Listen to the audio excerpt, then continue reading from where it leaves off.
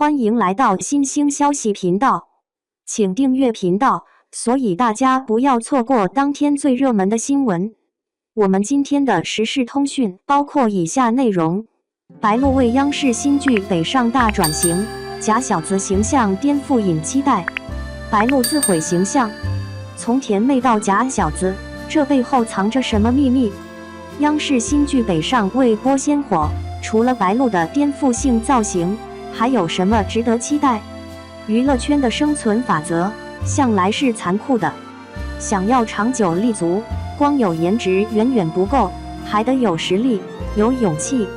白鹿这位90后小花显然深谙此道，从甜宠剧到古装剧，再到如今的央视正剧，她不断挑战自我，尝试不同类型的角色，力求突破固有形象，拓宽戏路。这次在北上中，她更是大胆自毁形象，剪短发，戴钢牙套，化身假小子。这背后究竟藏着怎样的野心？有人说，白鹿这是在赌，毕竟甜美可爱的形象已经深入人心，突然转型，风险很大。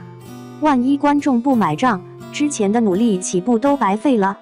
但也有人说，白鹿这是在拼。在竞争激烈的娱乐圈，只有不断突破自我，才能保持新鲜感，才能走得更远。其实，白鹿的转型并非一时冲动，早在之前的采访中，她就曾表示，希望能够挑战更多不同类型的角色，展现自己的多面性。而北上这部剧，恰好给了她这样一个机会。这部剧以运河文化为背景，讲述了几个家族的兴衰荣辱，以及他们在时代变迁中的命运沉浮。白鹿饰演的女主角是一个性格坚韧、独立自主的女性，与她以往饰演的甜美角色截然不同。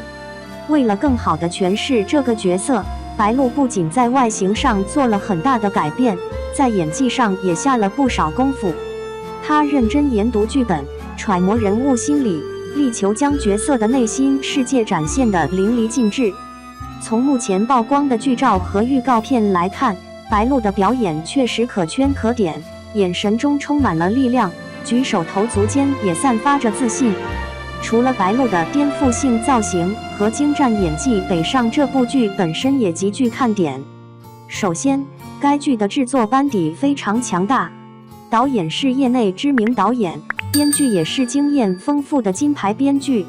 其次，该剧的演员阵容也非常豪华，除了白鹿、欧豪、李乃文、胡军等实力派演员，还有多位老戏骨加盟，为该剧增色不少。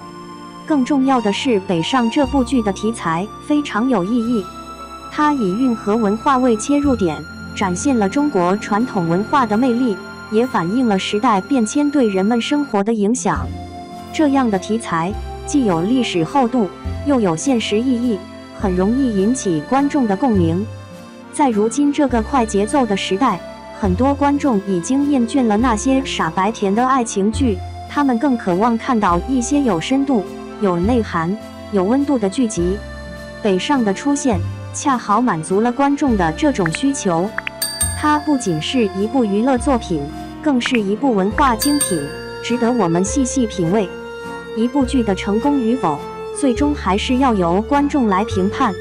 白鹿的转型能否成功，北上能否成为爆款，我们拭目以待。但无论结果如何，白鹿的勇气和努力都值得我们肯定。在娱乐圈这个名利场，能够保持初心，不断挑战自我，实属不易。2. 北上4集过后，白鹿演技如何？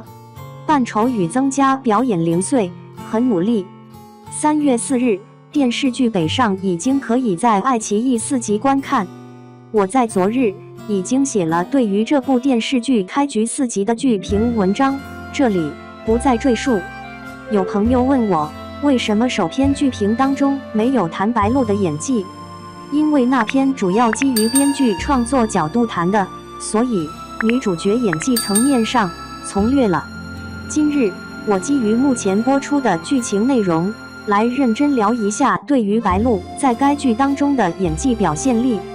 先说我对白鹿的个人印象，我对于白鹿的那些古装偶像剧没啥印象，因为我觉得古装偶像剧都是一个模子里边搞的东西。我对这位演员最大的印象则是她在《奔跑吧》真人秀当中性格活泼，能动能跑能笑，属于很有趣的青年女演员。当然，另外的印象则是她的粉丝们很能应援。这次的北上，白鹿粉丝们应该也没少应援。如果基于《奔跑吧》当中白鹿的个人真人秀状态来讲的话，北上当中的这个角色用她是没有问题的。剧本层面上，这个角色就需要性格张扬一些，甚至于有一种女性男香的状态。白鹿在驾驭这种角色性格的时候，应该有自身的演员优势。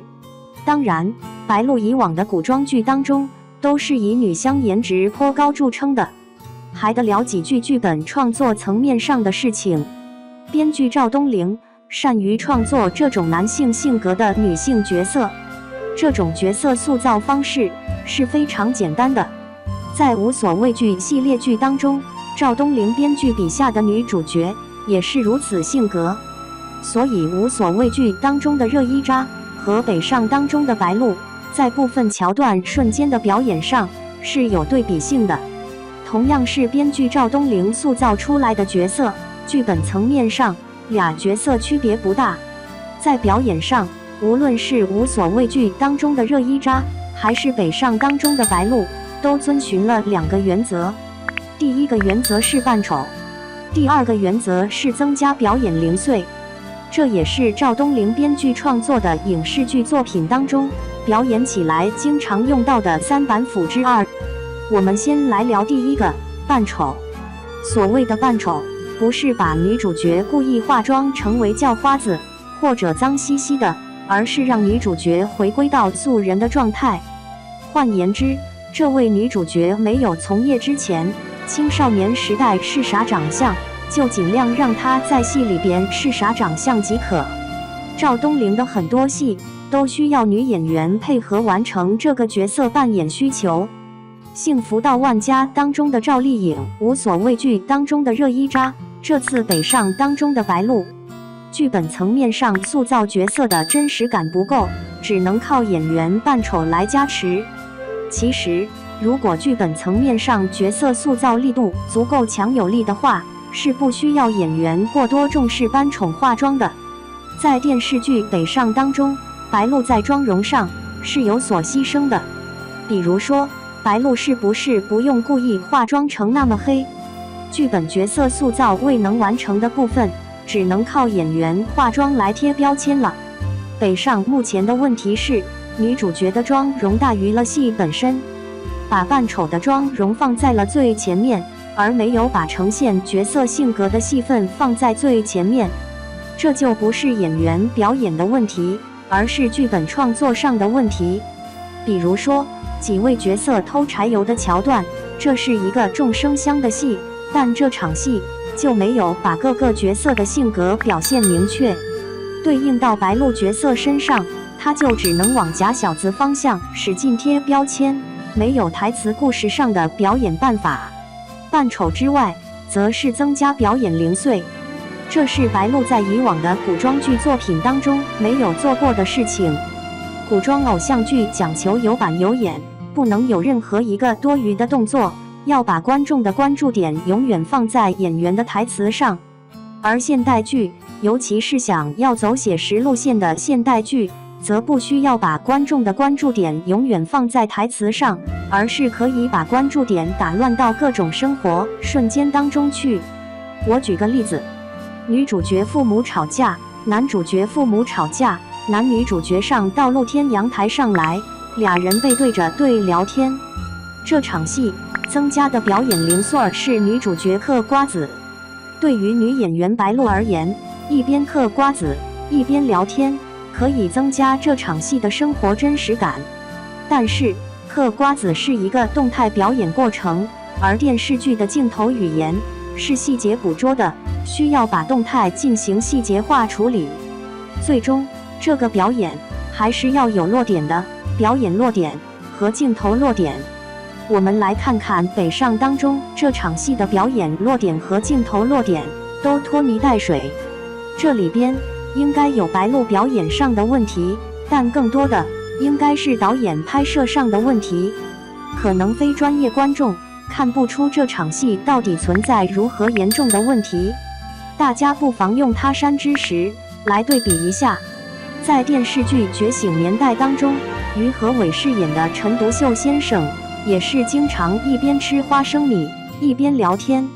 大家可以看看于和伟吃花生米的表演落点和《觉醒年代》当中实现的这个动态内容的镜头落点，同样是一边吃东西一边对白。白鹿和姚晓峰北上导演离于和伟和张永新《觉醒年代》导演的距离还有很远。白鹿目前的表演水平应该是青年流量明星的转型阶段，他知道转型的方向是什么，知道应该如何去实现更好的表演，但知道和实现了还是有距离的。所以我认为对于白鹿的演技评价应该是4个字：未来可期。最后让我们一起期待北上的播出，期待白鹿的精彩表现，也期待这部剧能够带给我们更多惊喜。